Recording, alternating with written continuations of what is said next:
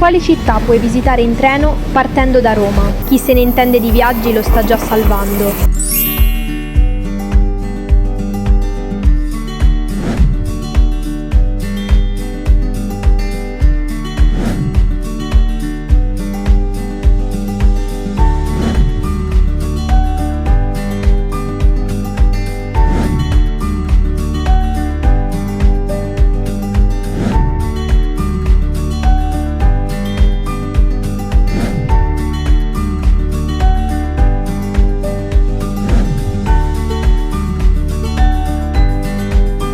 Quale città vuoi vedere nel prossimo video? Scrivilo nei commenti.